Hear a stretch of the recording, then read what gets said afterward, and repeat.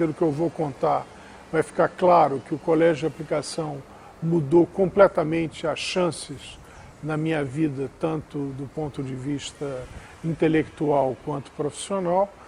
E então entrei para o colégio de aplicação em 1959 e esse colégio de aplicação foi realmente, na formação, uma coisa fundamental.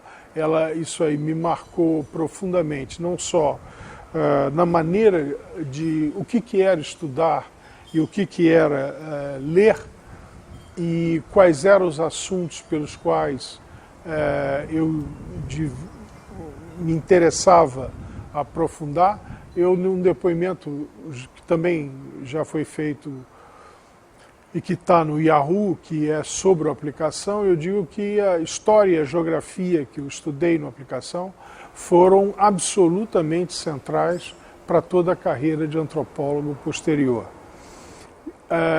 Mas a aplicação fez mais do que isso. A aplicação me proporcionou um circuito de pessoas, professores, mas sobretudo de colegas, e que se tornaram amigos pela vida inteira ou quase irmãos, como é o caso do Zé Sérgio Leite Lopes. Para mim, 64 é onde a cortina de ferro caiu. Quer dizer, a cortina de ferro na minha cabeça foi o que aconteceu em 64. De repente, tudo aquilo que era possível, de repente cai uma barra de ferro e dizendo, olha, isso está fechado. Está fechado, não é possível mais essa liberdade, essa tentativa de pensando com a própria cabeça, ouvindo os colegas, os professores, lendo jornais, lendo a literatura. Não é possível tentar forjar o seu caminho por aí. Tem gente que acha que eles têm o monopólio da decisão pública e isso tinha nome e sobrenome. Eram os militares, eram os oficiais militares. Eu sei que há uma polêmica recente, forte, que começou, aliás, acho que com Daniel Arão Reis, de chamar a atenção que havia uma componente também civil que queria também um golpe de Estado militar. Agora, sem dúvida nenhuma, eu acho que essa questão de a participação do dos oficiais militares no golpe de Estado de 64 e na ditadura que se seguiu até 85 foi absolutamente fundamental. E é claro que aí as altas patentes foram afastando todos os outros componentes ou subordinando todas as outras componentes ao seu próprio desejo. Quer dizer, para mim, há quer dizer, eu fui criado numa contra-elite. Eu fui criado exatamente nas pessoas todas que foram alijadas da possibilidade de se dotar de um futuro por si mesmas pelos militares. Então a ideia de fazer economia veio um pouco daí e nesse processo uma profunda desilusão com o que estava acontecendo entre 65 e 66. E foi evidentemente uma enorme abertura de horizontes quando Zé Sérgio, então, vai... os pais estão na França, o pai como exilado, e Maria Laura Mouzinho estava lá também como professora, e eles resolvem, aí, por uma pessoa maravilhosa, que é a avó de Sérgio, e, então, que resolvem convidar para ir fazer os estudos na França e conviver durante esse período da licenciatura na França. Nesse meio tempo, os físicos são convidados os militares ficam muito preocupados em todos os programas de física no Brasil terem sido parados por falta de gente competente.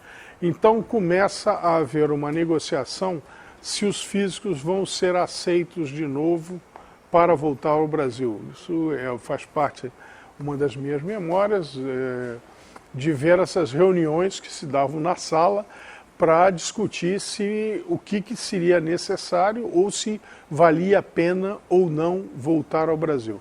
Fato é que o José Leite Lopes e a Maria Laura Mouzin resolvem então voltar, eu acho que foi em fevereiro, né? Fevereiro de 67, e aí então nós tivemos que arranjar outras maneiras de ficar.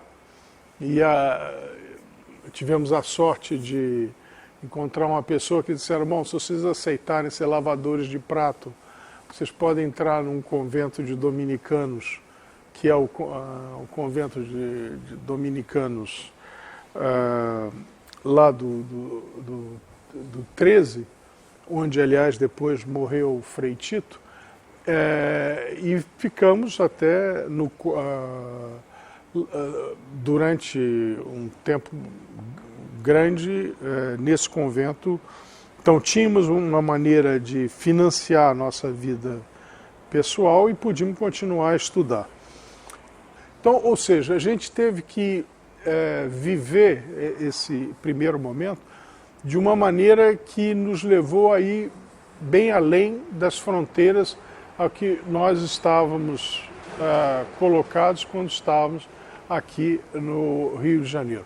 Bom, isso tudo para dizer que a partir de um certo momento nós já tínhamos verificado que apenas a graduação não era suficiente para, em termos profissionais, intelectuais, fazer tudo aquilo que nós gostaríamos de fazer na sequência da vida. E que seria, como já se tornava claro, sobretudo na Europa naquele momento, a pós-graduação era uma coisa necessária. E, simultaneamente, a gente dizia, não, passar 4 anos de licenciatura, mais 4 anos de doutorado, então é um tempo muito grande para ficar fora. E isso, mais o fato que todos os nossos colegas do aplicação diziam volta e volta e volta, fez com que a gente tivesse resolvido voltar no final, quer dizer, já do ano escolar de 68. Enfim, as universidades públicas não aceitavam revalidar aquilo que nós tínhamos feito na França. E a PUC do Rio de Janeiro aceitava revalidar esses cursos. Então, fomos para a PUC e acabamos a nossa graduação em 69. Para voltar sobre o itinerário, sobretudo nos anos 70, no meu caso, eu queria dizer que eu não sinto de jeito nenhum como se estivesse fazendo um itinerário já pensado ou mesmo previsto de início. Quando nós acabamos, quer dizer, faculdade, no caso José Sérgio e eu, que na Pontifícia Universidade Católica, que nos diplomou, nós estávamos convidados por um dos melhores professores que nós tivemos a vida toda, que foi o Isaac Kesternetsky, que naquele momento se dedicaria a fazer uma pesquisa sobre uma coisa que estava em debate central entre os economistas, que era o processo de substituição de importações na industrialização. E o Isaac convidou, então, para nós para sermos assistentes, e isso aí ia ser financiado pelo BNDES. Nós fomos vetados pelo padre reitor da PUC por motivos ideológicos. Nós pensávamos que não chegamos nem a acreditar que a coisa fosse tão dura, e o Isaac foi até a PUC, pediu para falar com o reitor e fez uma coisa mais impressionante ainda. O Isaac era ele quem assinava o projeto que era feito no BNDES, era o economista responsável. Ele ameaçou tirar essa assinatura dele e tirou essa assinatura dele. Evidentemente, ele, com isso, subiu no altar que nos era particular. Como um indivíduo, ele era, na verdade, um economista liberal, formado pelo Tinbergen, na Holanda, extremamente competente, E a gente já dizia, bom, como esse professor teve uma atitude absolutamente central. Mas ele fez mais, ele nos chamou à casa dele e disse uma coisa muito simples, que geração científica não se faz rapidamente e não se substitui rapidamente. Que ela pode ser destruída, mas que, uma vez destruída, a reconstrução dela é muito mais difícil. E ele disse, olha, eu queria que vocês aceitassem a ideia, que a pós-graduação está começando, que vocês possam estudar. E nós, então, perguntamos, bom, mas os caminhos, quer dizer, a alternativa no Rio de Janeiro era ir para economistas mais neoclássicos ainda, que eram os da Fundação Getúlio Vargas, onde dominava o Mário Henrique Simons e Carlos Langoni e outros. Bom, quando chegou nesse patamar, ele disse, olha, eu sei que no Museu Nacional tem um curso de antropologia extremamente sério, que, além de tudo, que forma todo mundo na pesquisa empírica. Bom, o Isaac era amigo do Werner Baer, que é um economista americano que trabalhava sobre o Brasil e também era consultor da FOR. E foi aí o Isaac, então, telefonou para o Roberto Cardoso de Oliveira. Nós não conhecíamos nada de antropologia, nós não tínhamos nem ideia do que era antropologia. Então, essa reconversão que a gente, no meu caso, por exemplo, foi uma reconversão profunda, porque era de uma coisa que eu tinha sido formado até ali para seguir uma carreira, com todos os percalços que ela tivesse, tive que virar completamente, imagino que Sérgio tenha sido mais ou menos semelhante, e aceitar, então, entrar no Museu Nacional, e o Museu Nacional me fez um bem total, porque, primeiro, era realmente ligado a muita leitura, muito estudo, coisa bem feita, e tinha uma espécie de obrigatoriedade não dita, mas real, de fazer pesquisa empírica. E tivemos a sorte, nesse caso, de logo na entrada encontrarmos Moacir e Lígia Sigol, que eu não vou desenvolver isso aqui, mas tinha conhecido já ao longo da vida, tanto na França quanto no Brasil, e foi nesse momento que Moacir, então, convida a Marie-France, a mim, a Sérgio, a Rosilene, a Beatriz, a outras pessoas, a irmos a Pernambuco para fazer recenseamento de feira e depois escolher um tema para pesquisar. Foi dessa maneira que, na verdade, eu comecei a trabalhar sobre economia camponesa e uma coisa que era completamente diferente da minha formação como economista, que o economista observa, tem instrumentos sistemáticos de registro do comportamento dos outros. E isso se dá através da estatística. Mas a ideia que os outros se fazem de explicação sobre o próprio mundo deles, isso parece não ser pertinente. Quer dizer, essa postura objetivista da economia se opõe em tudo e por tudo à postura da antropologia de restituir a subjetividade dos agentes na hora que eles também constroem o mundo em questão da maneira como eles representam esse mundo. Bom, Marie-France e eu acabamos até de editar um texto que é um pouco o itinerário dessas pesquisas, onde os obstáculos mesmo que foram colocados para nós serviram de motivos de reforçar a coesão, de todos aqueles que foram à Zona da Mata de Pernambuco para fazer as pesquisas.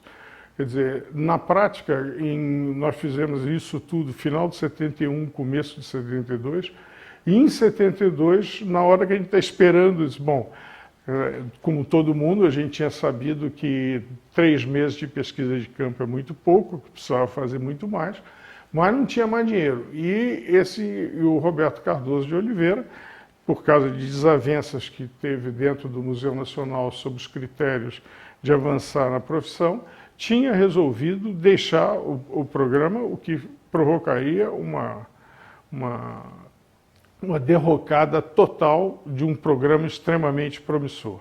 Bom, a partir disso, que justamente é uma das coisas que esse artigo trata, a partir disso o que se fez foi reunir professores e alunos e começar a pensar um projeto novo e ambicioso que pudesse financiar a continuidade do programa. Esse projeto foi o projeto Emprego e Mudança Socioeconômica no Nordeste, que acabou acontecendo uma coisa que no início fizemos, eu acho, até de uma maneira envergonhada. Quer dizer, porque o antropólogo, cada um vai para um lado, cada um faz uma pesquisa individualizada e pensa que o caminho que segue é um caminho inteiramente independente de todos os outros. Ora, nós, quando tivemos que dar continuidade através do projeto Emprego, é exatamente o contrário. Quer dizer, era preciso mostrar que havia certa consistência e coerência no conjunto de pesquisas que estava sendo proposta para que houvesse interesse de outras agências internacionais e nacionais em financiar o programa de pós-graduação. Quer dizer, e acabou acontecendo isso, quer dizer, um desafio que era ao mesmo tempo um desafio científico, de como lidar com a sua própria pesquisa, e um desafio prático de como construir as instituições na qual você ganha existência. Bom, o projeto acabou sendo financiado entre 75 e 77, e acho que foi realmente algo de bastante importante. Mas me pediram aqui para entrar num outro ponto. É que no final de 77, junto com o Zé Sérgio, com o Mário França, com o Moacir, com o Lígia, com Beatriz e tudo mais, havia uma série de discussões sobre os objetos que nós estávamos fazendo e um pouco o que esses objetos significavam de um ponto de vista de uma ditadura extremamente feroz, que nesse momento tratava todos os adversários através da tortura. Quer dizer, a tortura da qual se fala hoje como se ela não tivesse existido era o cotidiano vivido e sofrido por uma grande parte da geração da gente, sobretudo de uma geração que tinha passado pela universidade. Particularmente, nesse momento, por exemplo, Moacir tinha o irmão dele que tinha sido, através de sequestro, mandado para a Bélgica naquele momento. Sérgio tinha visto seu pai e sua mãe serem também exilados. E no meu caso, o meu irmão ganhou a clandestinidade em maio de 73 e ficou nessa clandestinidade até quando veio a anistia. Então,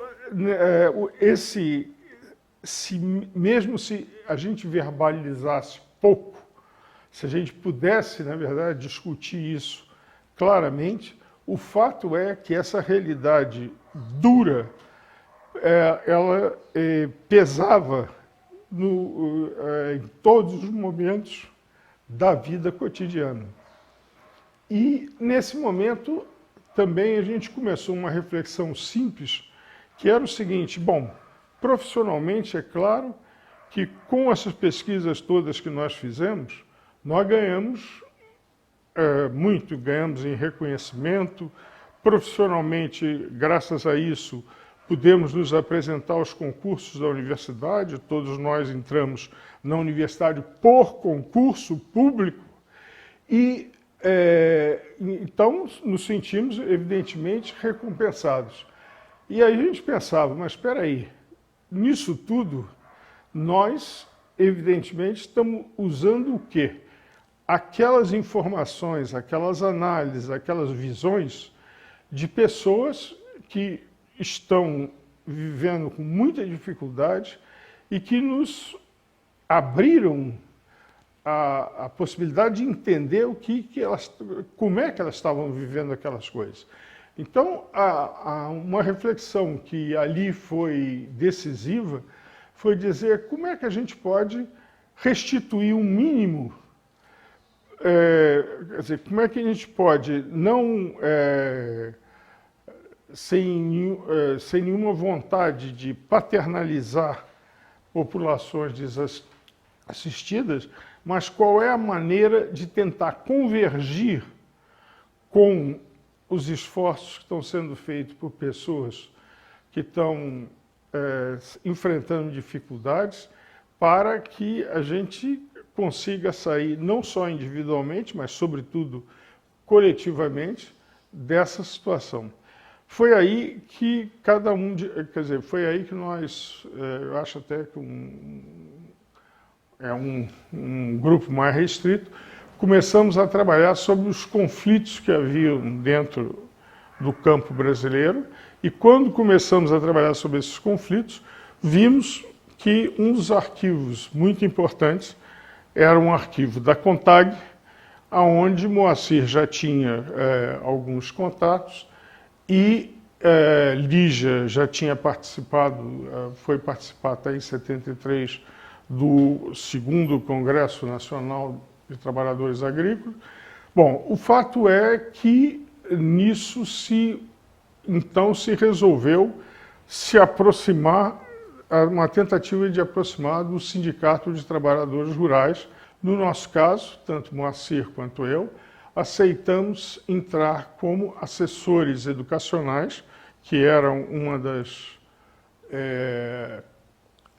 definições do sindicalismo de trabalhadores rurais, e com carteira assinada, com obrigações claras de horários de trabalho, de competências e tudo mais. Para mim, essa foi quer dizer, o trabalho, a aproximação começou de uma maneira mais progressiva, quer dizer, por volta de 76, 77, eu acho que de 77 para 78, nós fomos convidados pelo presidente da Federação, Heraldo Lírio de Azeredo, naquela época, de colaborar na fundação de um novo sindicato em Macaé. Mário França participou disso, Lígia Sigor participou também, e nisso foi até que Heraldo, então, me convida para entrar como assessor educacional da FETAG. Eu fui assessor da FETAG entre 1970, eu acho que a minha carteira foi assinada, tem até a data exata, 1977 até janeiro de 1983. Bom, retomando a partir do projeto Emprego, quer dizer, uma das coisas que eu não tinha explicitado é que para fazer o que eu queria fazer em termos de vida, eu não pude viver profissionalmente da antropologia. Então, nos anos 70 e depois, quer dizer, no começo, eu tive que trabalhar como economista num departamento de pesquisa ligado à Federação das Indústrias do Rio de Janeiro, e depois, graças também ao fato que o Zé Sérgio já estava na FINEP, eu fui recrutado pelo Lúcio Ferreira para trabalhar na FINEP. Eu trabalhei na FINEP, eu acho que praticamente até 1980.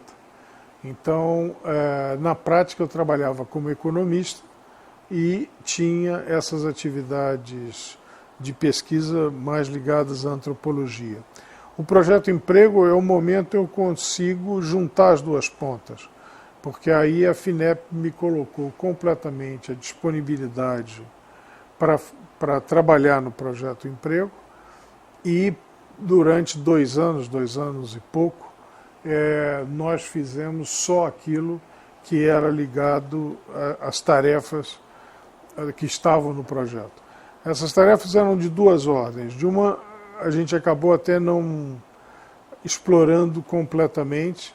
Nós levantamos de uma maneira sistemática e bem feita a literatura sobre migrações, de uma maneira geral, inclusive na literatura internacional, e também toda a literatura sobre emprego, subemprego, desemprego disfarçado, e que deviam ter feito depois uma espécie de síntese para mostrar como essas pesquisas tinham a ver com as pesquisas que em andamento no projeto.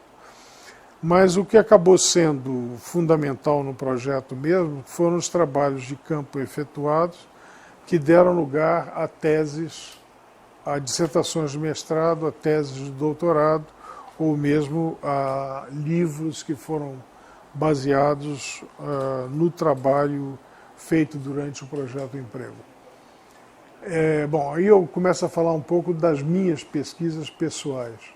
Quer dizer, no mestrado, que tinha sido antes dessa atividade do Projeto Emprego, eu fiz numa área periférica, a Grande Plantação Canavieira, em Pernambuco, e o estudo de famílias, de pequenos proprietários, pequenos arrendatários e alguns foreiros, sobretudo de entender a divisão do trabalho interno às famílias, quer dizer, um pouco o trabalho familiar, entendendo as oposições masculino, feminino e as oposições entre a geração dos pais, a geração dos filhos e depois como isso se colocava em termos de reprodução de toda a família. Nisso, a parceria aí com a Beatriz Herédia foi absolutamente central, porque ela desenvolveu uma pesquisa na Zona da Mata Norte e com grupos de uma configuração social semelhante e com o mesmo, quer dizer, nós discutíamos sistematicamente aquilo que nós estávamos fazendo e os resultados que nós fizemos. Eu acho que na prática, a grande acumulação daquele momento foi realmente mostrar que a palavra campesinato designava uma maneira de existir, uma maneira era mais do que trabalhar e consumir, quer dizer, era uma maneira toda de organizar os esforços de todos aqueles reunidos num grupo doméstico, o pai, a mãe, os filhos, se eventualmente houvesse outros membros de outra geração, e toda uma lógica que só ficava claro se a gente entendesse que o mesmo conjunto de pessoas que pesava no processo de trabalho, pesava também como consumidor. O que não quer dizer de jeito nenhum que fosse uma coisa passando direto da produção para o consumo, numa espécie de autoconsumo ou de economia natural. Muito ao contrário, isso permitiu também que a gente sofisticasse todo um conjunto de explicações sobre o que eram os usos da circulação mercantil e o famoso questão do excedente camponês, como explicar excedente camponês e outras coisas assim. Isso deu lugar a uma monografia que se chamou Terra de Trabalho, e Terra de Trabalho porque também isso designava a ameaça que todos estavam sentindo de não reprodução desses grupos familiares, porque já entre os produtores que nós estávamos, com quem a gente estava trabalhando, ficava claro que para eles terem um estoque de trabalho mínimo durante cada ano agrícola, eles tinham que usar arrendamento das grandes propriedades, e o arrendamento era na base eles podiam trabalhar sem pagar nada, mas no final eles tinham que semear capim. E ao semear capim, sabiam que ali ia entrar o gado e nunca mais aquilo virava terra de trabalho, quer dizer, terra onde havia roçado.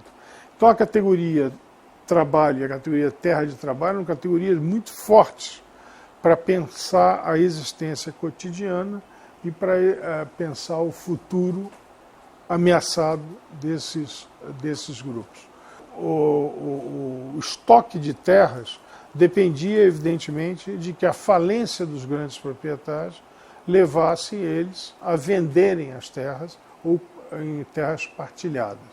Então a interrogação sobre isso virou uma interrogação central que levou a examinar o outro lado da Lua, que era exatamente como os grandes proprietários se comportavam na reconversão tanto das suas estratégias produtivas quanto do uso do seu patrimônio. E de que maneira, e aí ficou claro para mim uma coisa que agora eu persigo ainda mais, é como é o Estado brasileiro que vem sistematicamente subsidiando as grandes propriedades para que elas, mesmo no momento de falência, não abandonem o patrimônio fundiário em benefício das camadas mais desprovidas.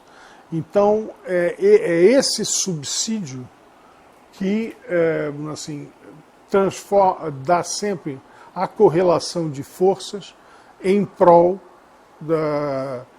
das transformações das grandes propriedades. Não era, quer dizer, não era nenhum argumento mais econômico, não eram as famosas leis de mercado, ao contrário, as leis de mercado levariam esses grandes proprietários a estarem fora do jogo, eram essas maneiras de capturar mecanismos pelos quais o Estado torna disponível fundos para esse tipo de população.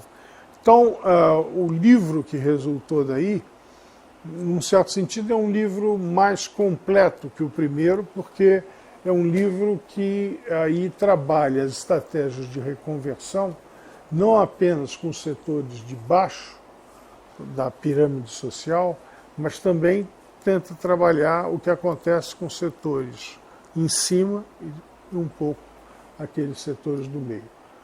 Bom, ao acabar o doutorado,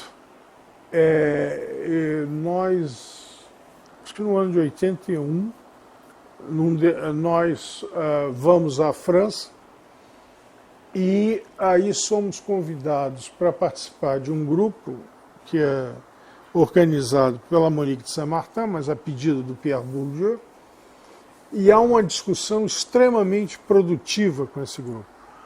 No final dessa discussão, Bourdieu, então, faz até o convite para que eu faça uma tese simultaneamente na França e no Brasil, que era o que tinha sido feito pelo Sérgio Miceli.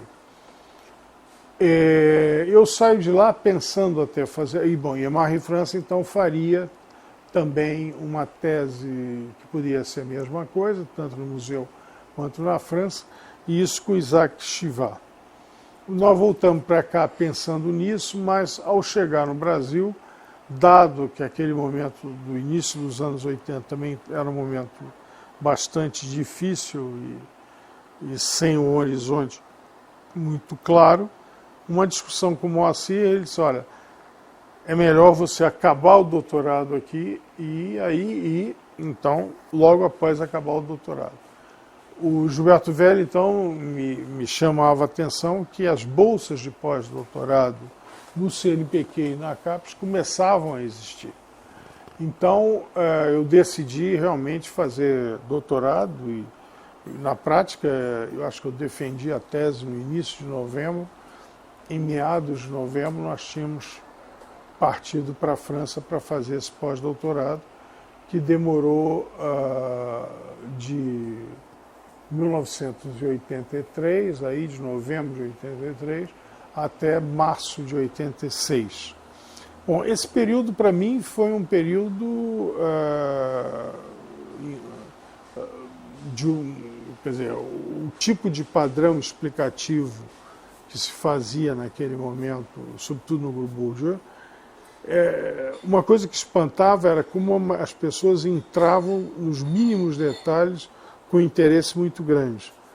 Mas, ao mesmo tempo, é evidente que aquele conjunto de coisas que a gente trabalhava a partir do Brasil eram situações sociais muito diferentes daquelas com as quais os pesquisadores franceses eram confrontados. Então, eu não vou desenvolver aqui, porque esse também é um processo que foi mais difícil, doloroso e tudo, mas que me levou a ler muito, estudar muito,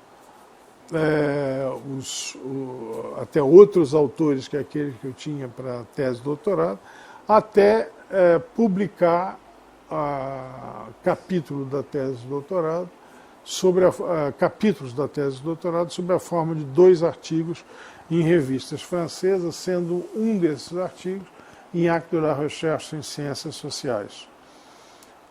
Isso aí para mim foi uma experiência enorme, uma experiência muito forte, que me levou a abrir outros horizontes. E quando eu volto em 86, então há 2 coisas. Uma consolidação do diálogo com esse conjunto de pesquisadores do Grupo Bourdieu, que sem dúvida nenhuma era o grupo líder da produção científica em sociologia, em ciências sociais, no caso francês e mesmo, podia dizer, no caso europeu. Então, isso dava uma perspectiva de um diálogo a nível internacional que era diferente até do diálogo que eu tinha vivido anteriormente. E que possibilitou que nos anos seguintes a gente voltasse cada ano, cada 2 anos, a passar 1 mês, 2 meses, 3 meses, e levava o trabalho de pesquisa feito anteriormente e discutia esse material para novas publicações. Então, foi aí que um pé ficou do lado francês. Mas, de outro lado, também veio já dessa época, reforçou essa questão que não se pode examinar a reconversão apenas pelo lado dos dominados, apenas pelos lados de baixo. Muitas das coisas das quais os dominados falam, eles não são processos que eles não participam diretamente, mas que concernem os grupos dominantes. Então, se realmente se quer fazer uma sociologia mais densa, ela tem que ser feita necessariamente naquilo que, mais ou menos nessa época, o Bourdieu vai chamar de espaço social.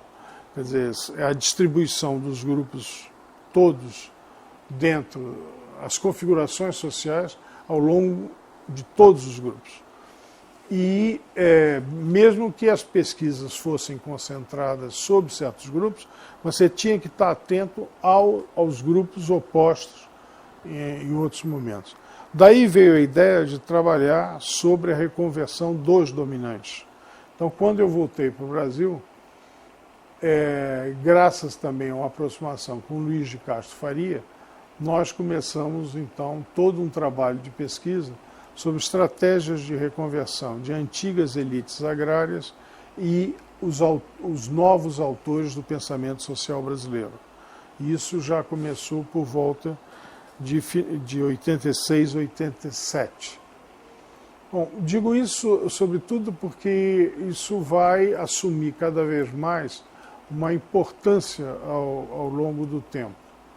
Não foi isso que foi decisivo para que fosse tomada a decisão, a deliberação de fazer concursos na França e integrar a docência e a pesquisa lá.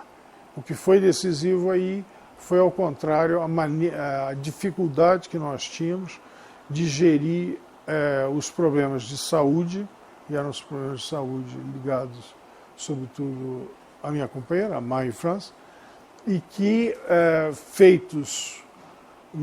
que nós não tínhamos meios de lidar com isso, dado o que estava acontecendo e a economia, e o que a gente dispunha como recurso aqui no Brasil. Daí nós resolvemos, então, optamos por um segundo pós-doutorado, também com apoio de contratos na escola e tudo mais. E nesse segundo pós-doutorado, então, nós realizamos esses concursos. Marie-France, então, foi admitida na Universidade de Lyon, foi admitida também no INRA, e eu, com a defasagem de um ano e meio, fui admitido na escola. Isso também foi fundamental para que a gente equilibrasse tudo, inclusive todos os compromissos que tinham sido feitos com a universidade, com a CAPES, e a gente pagasse tudo o que estava combinado com os financiadores do nosso primeiro pós-doutorado. Nessa entrada na pesquisa, tal como ela se dava na França, quer dizer, contou fundamentalmente com o fato que quem criou o Centro de Pesquisa sobre o Brasil Contemporâneo, que foi o Ignacy Sachs, ele estava chegando à aposentadoria. Isso colocava o problema da sucessão dele.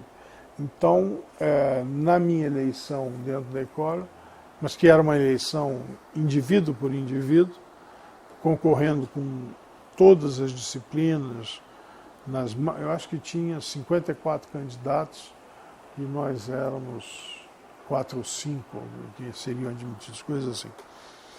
Eu fiz esse concurso 2 anos sucessivos e assim que fui admitido, eu entrei não só na parte de docência, de pesquisa, mas também eu fui co-diretor do Centro de Pesquisa sobre o Brasil Contemporâneo, junto com o Sachs. Eu fico por aqui muito feliz que tudo isso tenha acontecido no dia da diplomação da nova presidência da República.